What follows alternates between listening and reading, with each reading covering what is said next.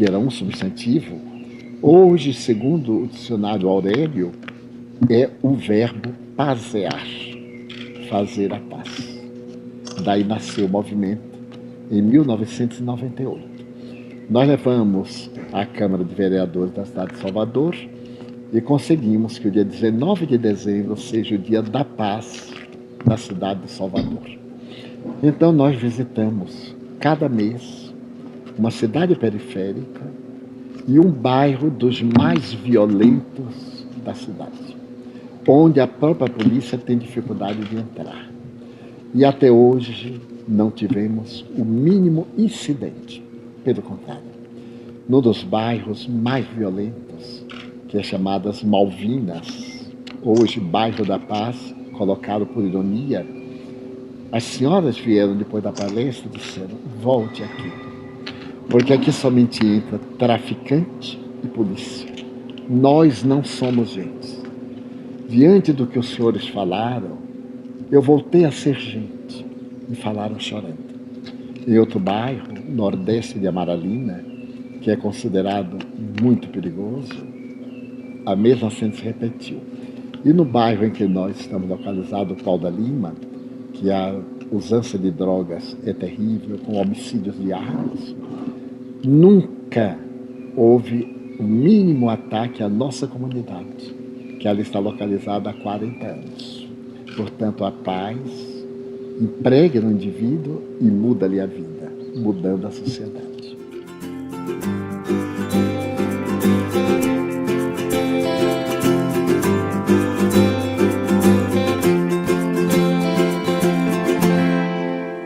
É fundamental, porquanto ela nos proporciona, na capital da República, fazer a divulgação de uma experiência que está dando excelentes resultados. Eu tenho cartas de presidiários, cartas de indivíduos que nos foram assistir, de chefe de tráfico de drogas, que se modificaram depois de ouvirem a nossa proposta nos seus bairros. Um deles, um rapaz de 25 anos, cheio de piercing e de tatuagens, depois de nos ouvir, ele ficou tão sensibilizado que veio me perguntar por que eu me atrevia a ir na sua área para tirar o seu trabalho, para tirar a sua fonte de renda. Eu disse porque era um trabalho e fonte de renda criminosos. E ele não tinha o direito de matar almas, porque o traficante não mata somente o corpo, mata a vida do ser. Principalmente que ele era um homem muito infeliz, porque ele ficava escondido lá na toca, cercado de outros criminosos, matando crianças nas escolas, jovens nas portas das escolas, com a droga que ia terminar por matá-los a todos. Então ele me pegou aqui pelo paletó, me sacudiu e disse: se você não tem medo de mim, eu digo, se eu tivesse eu não teria vindo. Você pode ser meu neto. Então eu lhe falo porque criminoso tem vida curta, como vocês dizem.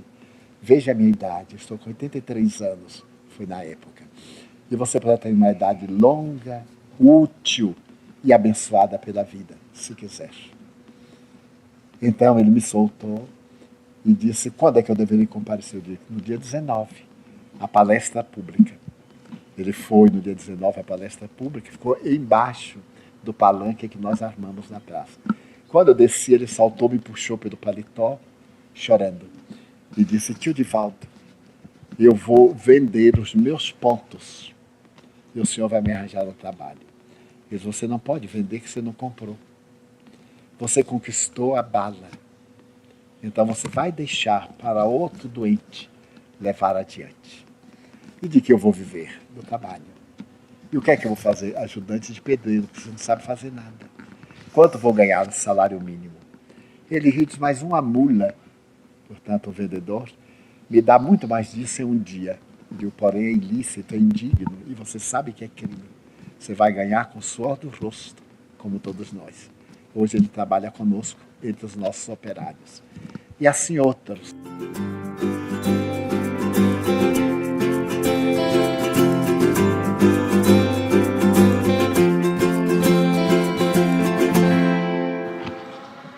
À medida que cresçam os projetos de divulgação do bem, os indivíduos que se comprazem no mal e se projetam ganhando favores da sociedade vão ficando marginalizados. E eles dar-se-ão conta que somente no lado das possibilidades enobrecedoras é que tem oportunidade de brilhar. Desta forma, à medida que cresça o movimento, que surjam novas lideranças para o bem, também esses cidadãos serão chamados à governança, porque hão trabalhado na política do bem. E a política do bem é aquela que não tem preconceito, que não tem as lutas dos interesses mesquinhos, onde não há possibilidade do suborno, porque o maior é sempre o menor, conforme o conceito de Jesus Cristo. Desta forma, o trabalho de divulgação do movimento Você é a Paz vai chegar nas altas cortes através das pessoas mais modestas, seus funcionários, seus servidores, que se transformando para melhor, irão naturalmente modificar a conduta daqueles que deveriam ser exemplos e tornam-se maus exemplos para os seus servidores. Se olharmos a história do cristianismo, Roma cede ao peso dos escravos políticos que convertem as suas amas, os seus amos, os patrícios, pela tranquilidade, pela coragem, pela fé arrebatadora, mesmo diante da aparente vitória do mal, demonstrando que o mal de hoje é a bênção de amanhã. A tempestade que vergasta e que destrói a floresta é a mesma que lhe abre espaço para renovar-se, crescer e perpetuar a vida.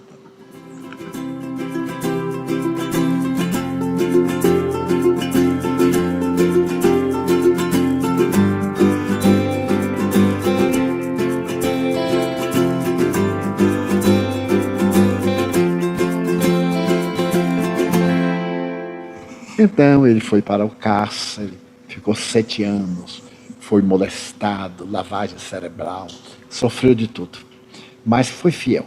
Quando os Estados Unidos firmaram a paz com o Vietnã do Norte, ele então voltou para os Estados Unidos como herói. E um clube de senhoras pediu para ele narrar a sua experiência no cativeiro. E ficaram encantadas as senhoras. Então ele passou a ser chamado para contar a experiência e tornou-se um orador profissional. Já era famoso.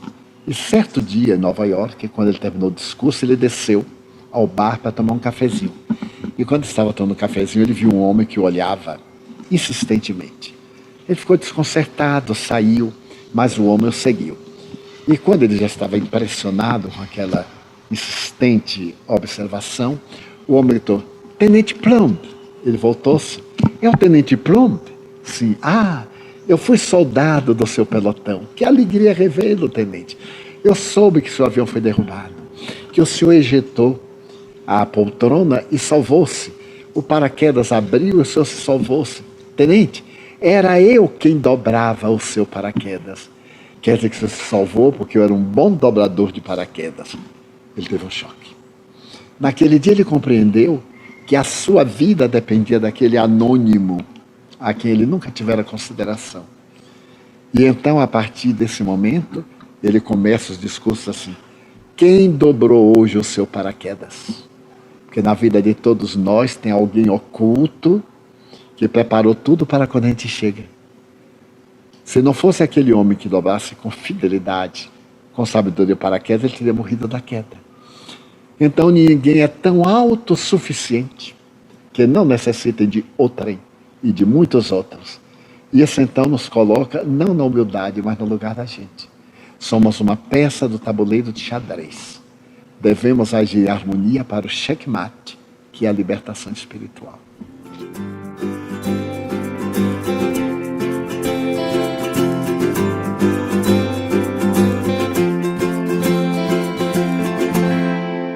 Primeiro, falta que a mídia diminua a divulgação das tragédias e passe a divulgar as obras beneméritas e os valores engrandecedores da criatura humana. Porque nós aí constataremos que o número de boas ações suplanta infinitamente o número das ações negativas. É que, como essas notícias são vendidas, elas rendem mais, porque os atormentados infelizes comprazem-se. E criamos verdadeiros mitos no crime, que passam a ser invejados por psicopatas que os acompanham. Se as notícias negativas fossem dadas de maneira muito breve e as boas de maneira muito ampla, atrairia muita gente que tem vergonha de fazer o bem, porque parece que o bem não é bom. E que se comprazem muitas vezes fazendo mal, porque parece que o mal dá lucro. Divulga e projeta. Isso no campo sociológico. No campo pessoal, o esforço ingente para tornar-se hoje melhor do que ontem, amanhã melhor do que hoje, lutando contra as más inclinações, como definiu Kardec, o verdadeiro espírita.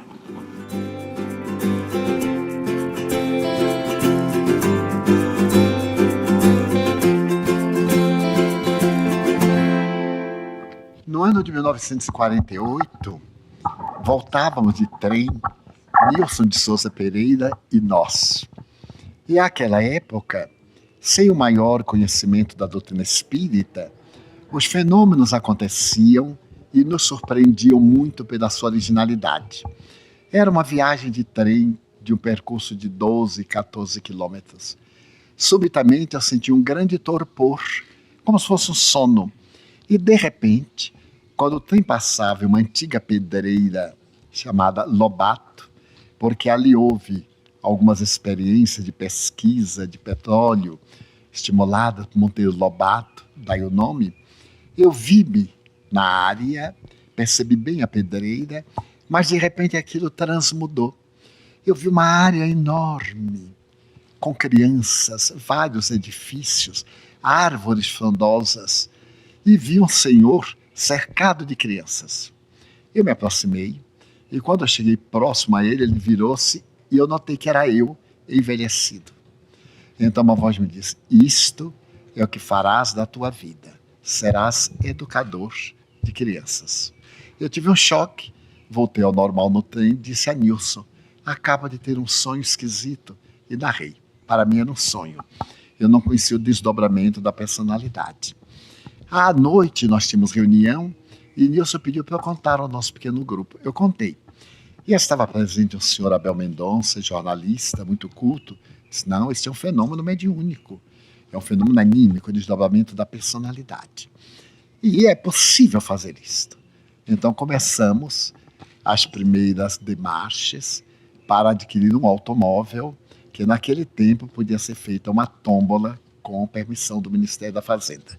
Com o dinheiro adquirido, nós compramos uma casa de 3 pisos e, em homenagem aos primeiros cristãos na estrada de Jope, colocamos o nome de Mansão do Caminho, porque era uma casa chamada Mansão dos Silvas.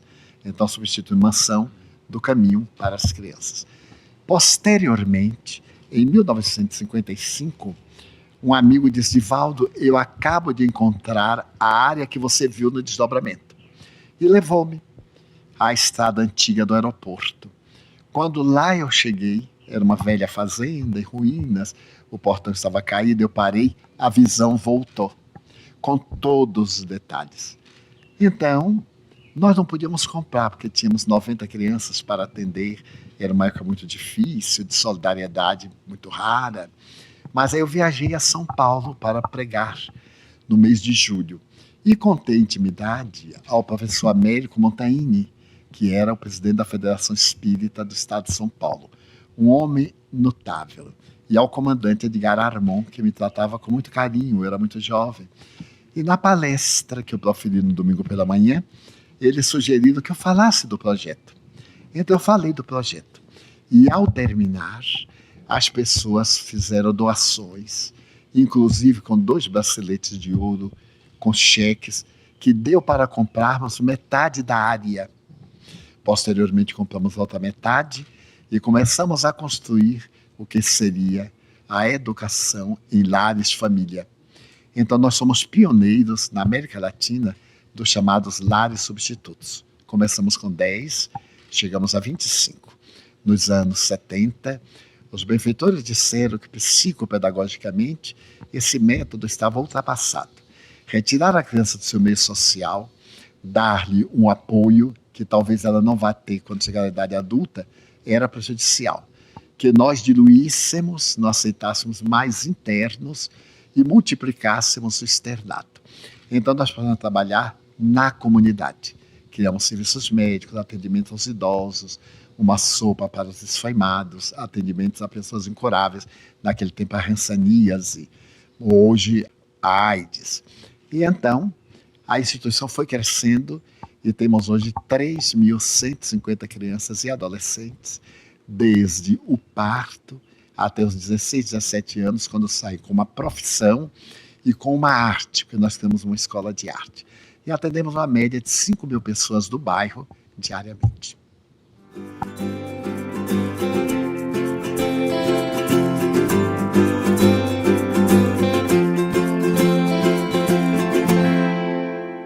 Nós, cada mês, visitamos uma cidade da periferia de Salvador, ou mais distante, e um bairro realmente violento. E os convidamos para que no dia 19 de dezembro estejamos juntos na Praça do Campo Grande, Praça 2 de Julho, a Praça da Independência da Bahia, a partir das 19 horas, para nós um dia comovermos a cidade, termos uma multidão que interrompa o trânsito em toda a cidade. E alguém pergunta: o que é que está acontecendo? Movimento Você é a Paz. Porque se interrompe o trânsito por motivos de violência, por motivos fúteis, por brigas. Mas um dia então vamos pedir que as pessoas por 2 horas no ano pensem na paz e promovam a paz.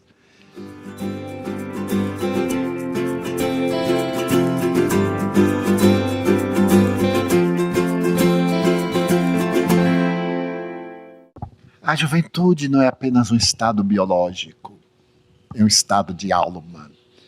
Nós temos o jovem físico e temos o jovem em realizações espirituais.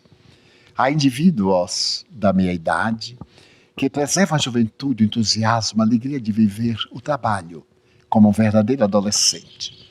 E outros que na juventude estão marcados por desaires, por precipitações, por desencantos, por arrependimentos antes de alcançar os 20 anos.